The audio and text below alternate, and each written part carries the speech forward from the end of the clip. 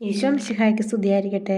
പ്രിയമുള്ളവരെ, വചനം പഠിക്കാനായിട്ട് ഏവരെയും സ്വാഗതം ചെയ്യുന്നു. നമുക്ക് ഈ ആഴ്ച പഠിച്ച 4 വചനങ്ങൾ ഒന്നുകൂടി ഓർത്ത് നോക്കാം. മത്തായി 7:12 മറ്റുള്ളവർ നിങ്ങൾക്ക് ചെയ്തു തരണമെന്ന് നിങ്ങൾ ആഗ്രഹിക്കുന്നതെല്ലാം നിങ്ങൾ അവർക്ക് ചെയ്യുവിൻ.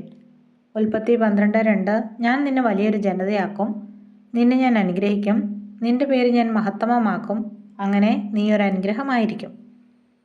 ഫിലിപ്പി 4:19 എൻ്റെ ദൈവം തൻ്റെ മഹത്വത്തിൻ്റെ സമ്പന്നതയിൽ നിന്ന് യേശു ക്രിസ്തു വഴി നിങ്ങൾക്ക് ആവശ്യമുള്ളതെല്ലാം നൽകും. സങ്കീർത്തനം 3:5 ഞാൻ ശാന്തമായി കിടന്നുറങ്ങുന്നു, ഉണർന്നെഴുന്നേൽക്കുന്നു, എന്തെന്നാൽ ഞാൻ കർത്താവിൻ്റെ കരങ്ങളിലാണ്. ഇനി ഇന്നത്തെ വചനം നോക്കാം. 2 ദിനവൃത്താന്തം 7:15 ഇവിടെ നിന്നുയരുന്ന പ്രാർത്ഥനകൾക്ക് നേരെ എൻ്റെ കണ്ണും കാതും ജാഗരൂകമായിരിക്കും. സ്നേഹമുള്ളവരെ, നമ്മൾ ദേവാലയത്തിലേക്ക് ബലിയർപ്പിക്കാനായി പോകുമ്പോൾ, ദേവാലയം മുറ്റത്തെത്തുമ്പോൾ ഈ വചനം 2-3 പ്രാവശ്യം ഉറക്കെ വിശ്വസിച്ചുകൊണ്ട് ഏറ്റുപറയുക.